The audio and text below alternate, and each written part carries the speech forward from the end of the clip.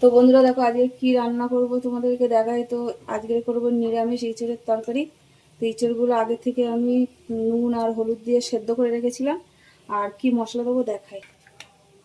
তো মশলার জন্য নিয়েছি এখানে শুকনো লঙ্কা, কাজু বাদাম, জিরে, আদা আর গরম মশলা আছে গোটা, গোলমরিচ, ধনে, টমেটো। এগুলো সব আমি একটু তেলে ভেজে নেব। আর ইঁচড়ের তরকারির জন্য আগে থেকে আমি আলুটা ভাজা বসিয়ে দিয়েছিলাম।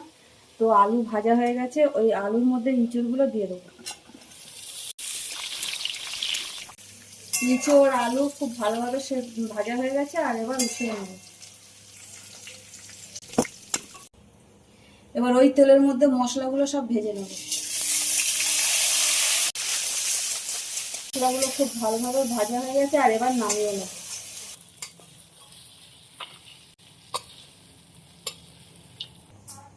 এখানে আবারও তেল বসিয়ে দিয়েছি কড়াইতে, আর দিয়ে দেবো ফোড়নে জিরে, তেজপাতা। এবার যে মশলাটা ভেজে পেস্ট করেছি ওটা দিয়ে দেবো। হলুদ দিয়ে দেবো, নুন, টক দই দিয়ে দেবো। এবার মশলাটা খুব ভালো করে ভাজার জন্য নাড়বো। এবার আলু আর ইঁচড়টা দিয়ে দেবো। আলু ইঁচড় দিয়ে আবারও খুব ভালো করে কষানোর জন্য নেড়ে দেবো। স্বাদ মতন একটু চিনি দিয়ে দেবো। চিনিটা দিয়ে খুব ভালো করে আবারও কষানোর জন্য নেড়ে দিলাম।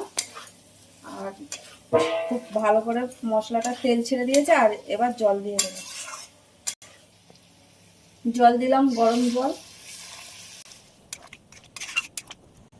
ফোটার জন্য ঢাকা দিয়ে দিলাম।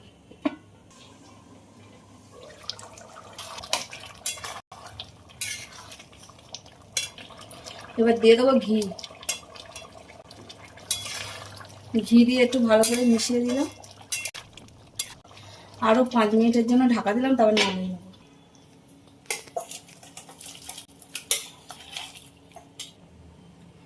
তো নিরামিষ ইঁচড়ের তরকারি কিন্তু একদম হয়ে গেছে। তো চলো আবার অন্য কোনো ভিডিও তোমাদের সাথে দেখা হবে। আর তোমরা সবাই ভালো থাকবে, সুস্থ থাকবে। টাটা।